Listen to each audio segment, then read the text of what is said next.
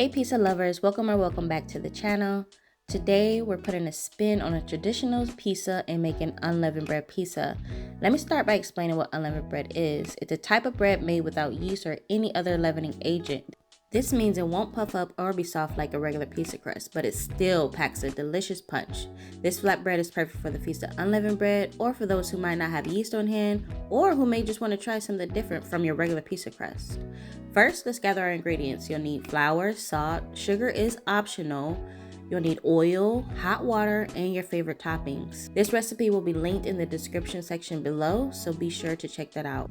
Now onto the process of making our unleavened bread pizza crust. Start by mixing the flour, sugar, and salt together in a bowl. Next, warm up about 2 cups of water and begin adding the water little by little until you get a doughy consistency.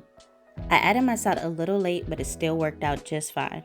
Knead the dough for about 5 minutes until it becomes smooth and elastic, and add flour as needed.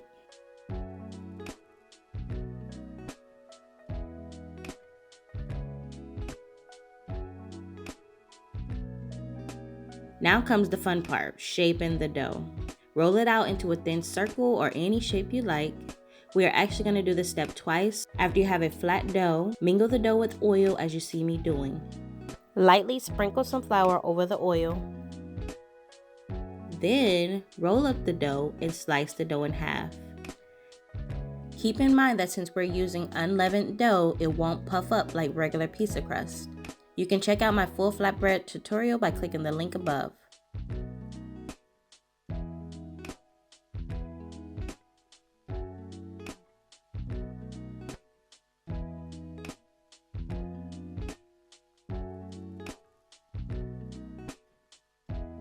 Once my dough is all flat, I like to fold in the corners either by rolling it or by pinching it to make a wall. That way the middle is pretty much sunken in for the sauce and toppings and just lays in there nicely. So that's just a tip that you can do. Not necessary, but I like to do it. Now I like to cook my dough slightly before adding my toppings. Next, it's time to add your favorite toppings. You can get creative with your choice of toppings. Fresh marinara sauce is great if you want that classic pizza flavor without any yeast. I also use turkey pepperoni on one and added spinach on another one with oil drizzled on top for more flavor. Of course, I also went in with some classic mozzarella and Italian blend cheeses.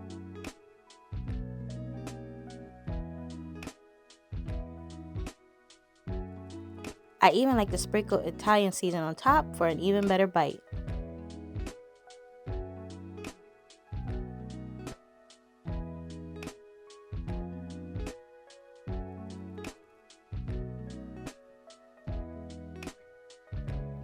I like to use both the cast iron skillet and a baking pan, so I'm going to show you all both ways.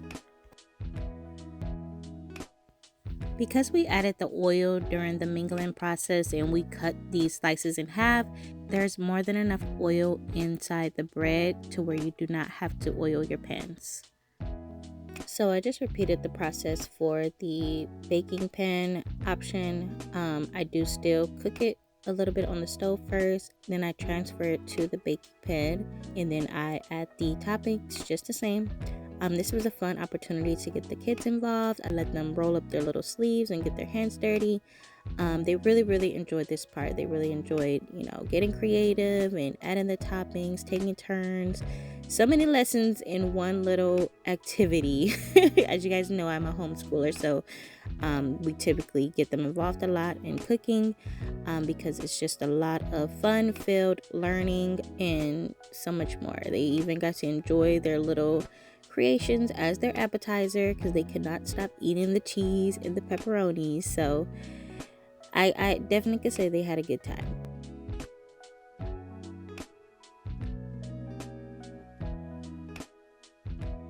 They did really good. They really enjoy making pizzas. We do this quite a bit. So if you haven't tried this with your little ones, I really encourage you to do so because it really creates a fun bonding moment and bonding experience for them and lasting memories. So yes, I really hope you guys have enjoyed so far. And voila, your unleavened bread pizza is ready to be baked or cooked, however you prefer. Once it's all done baking, it's ready to be served up. Add some garlic butter to your crust and yummy. So there you have it, unleavened bread pizza, a fun twist on a classic dish that will surely please your taste buds and those around you. Give this recipe a try and share your results in the comments below. Don't forget to like, share, and subscribe for more tasty recipes. And as always, I'll catch you next time. Bye!